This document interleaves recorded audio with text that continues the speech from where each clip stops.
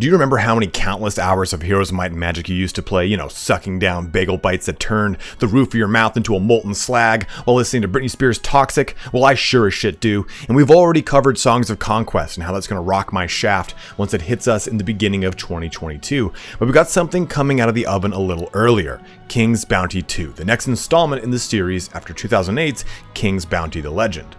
On August 24th, King's Bounty 2 steps into the strategy center stage once more to bring us a vastly updated approach to one of the genre's most beloved franchises.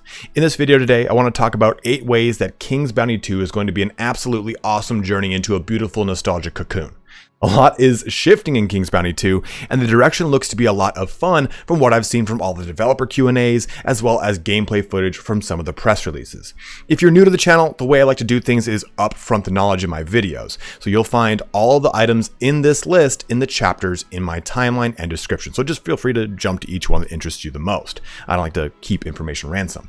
If you have not yet picked up King's Bounty 2, you will be able to shortly on my Nexus Store linked in my description.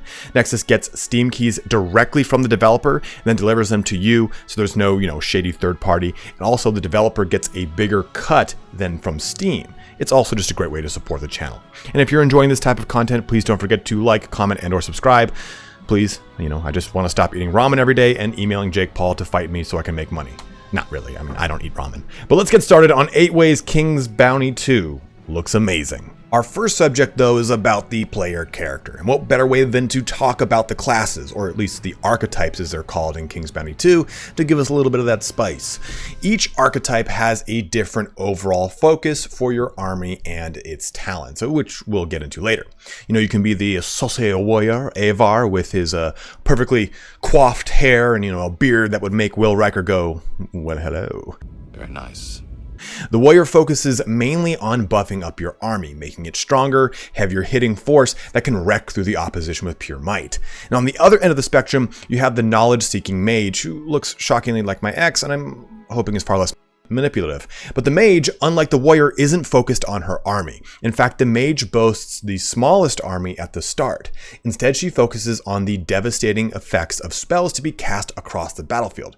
Now, it is worth noting that all the classes can use spells. The mage just focuses on trying to use more of them. Then lastly, there is the virtuous paladin. Elisa takes on an almost Joan of Arc style of character, despite looking like she rocked mimosas at a Sunday brunch. The paladin is about bolstering her army, having a larger army at the start of the game and relying more on supporting them than outright aggression or magical spells. Each one of the archetypes has their own storyline that increases replayability as you'll interact with the game in different ways as per your ideal system, which we'll talk about in a bit. But first, I want to talk about your actual character outside of the archetypes. In previous installments of the game and the other games of a similar genre, your main character doesn't really take part in the battle. And nay, they are almost like an absentee landlord, sending troops out to die while they cast whimsical spells from the sideline. Well, maybe not so direct, but still, your character on the map is the driving force for the storyline and the body in which will interact with everything. But this is more of a retro style game. As thus, all the many artifacts you'll find spread across the game world and quests will not actually be used on the battlefield. Instead, they will bolster the effects of your army. Each piece of equipment will obviously have an aesthetic effect, giving your character a different look, but it will increase their arcane knowledge, magic power, and warfare stats, which will then translate to bonuses on the battlefield. In addition, each piece will add to certain values of the army influence. Their health, armor, critical hit, even the damage of specific units can be modified all via the armor in the game. So if you wear clown shoes, all of your units will think the earth is flat. This level of customization only furthers the many ways you can tweak your army in King's Bounty 2. On customization, our next point is about the talent system, and it is quite unique. For one, it is called the ideal system, and it essentially dictates how you tackle obstacles in the game. While each archetype lends itself to a certain playstyle for your army, you can specialize heavily in any of the 4 ideals to get the character that you want to play. These ideals are power, order, anarchy, and finesse. So if you want to play a warrior that uses a bunch of spells, then leaning into the finesse ideology will net you the ability to cast more and higher level spells from the respective magical schools. Don't worry, we will get into that into just a bit. But the ideal system basically creates a cause and effect to the quests you complete throughout the game.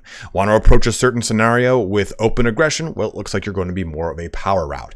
Maybe you want to use skullduggery? Welcome to anarchy. Not to be confused with painting your mouth silver and screaming, "Witness me!" Different franchise and just different movie altogether. But each one of these ideals, while acting like a normal talent tree of sorts, aims to color your playthrough, and even the units you can take into your army. But since we brought it up, let's swing on over to Hogwarts and talk a little bit about some magical schools. In first year, third year, I never know, whichever one isn't sexually frustrated enough to cast a goddamn spell. And the magic system in King's Bounty 2 is looking to get very fun and exciting. Different than past iterations of the game, there are 8 elements of magic divided across 4 schools. Death and Darkness School, where it's like an endless trip to Warp Tour with that girl that works at Hot Topic at your school.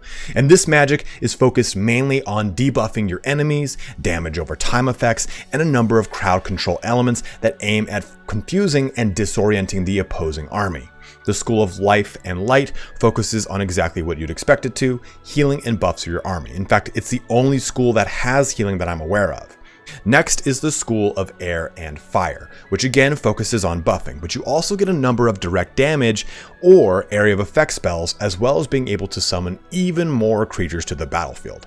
Lastly, there is the School of Earth and Ice, granting more crowd control and buffs, but also the added benefit of being able to summon absolutely jacked golems and stone elementals to come flex on your enemies in the middle of their otherwise meager bicep curl set. All of these spells combine together for a lot of really badass options for your character to fling at the enemy from across the battlefield. Now, number 5 is all about the open world setting in which you'll be playing Kings of Bounty 2. In the olden days when you used to watch Double Dare and Nickelodeon, King's Bounty was an isometric game that allowed you to view the game from the top down, moving around very similar to Heroes of Might and Magic. Well, in King's Bounty 2, they've gone for a more direct third-person approach, feeling more akin to, The Witcher, only without Yennefer piercing me with her violet eyes and gooseberries every 2 seconds in the goddamn dialogue. You'll navigate across the map, accessing treasure chests, talking to NPCs, recruiting more units for your army, accomplishing side quests, and furthering the story all through this third-person RPG style. But when it comes to combat, you'll be zipped into a combat map that utilizes a hex grid. This is right in line with the older games, but with some fun changes to the battle system, which we'll talk about in a bit. But this sort of brings King's Bounty into the modern era with unlimited talk and texting. And with the combat map, you'll have plenty of unit diversity to fill the ranks of your armies. The developers mentioned that there are over 70 different units to recruit across the length of your campaign, and that will also be dependent upon how you go about the campaign. Again, guess what? We're going to get into that in a little second. But with the unit diversity comes a number of races: dwarfs, undead, griffins, golems, arcane constructs, bandits, chimeras. The list goes on and on. Each one of them presents you with different variations and strengths and weaknesses. For instance, undead soldiers get a bonus defense against ranged attacks because, well, their skeletons and arrows just go through them. Dwarfs get a bonus to breakdancing because they're the height of a bar stool and smell like old socks, so naturally they can cut a rug. This all offers up a lot of different playability depending on the army you have in mind. Additionally, each unit is aligned with one of the 4 aforementioned ideals. The higher your talent points in that respective ideal, the more likely they are to join you, recruitment discounts, bonuses on the battlefield, all sorts of synergies that are built into the style of character you have in mind for King's Bounty 2. Alright, for number 2, we've teased the pickle long enough on this, but the battle system in King's Bounty 2 follows suit with the hex grid I've mentioned like 3 times already. If you've played Endless Legends or any game that has this hex grid, even Heroes of Might and Magic was influenced by this, then you'll be right at home with this level of combat.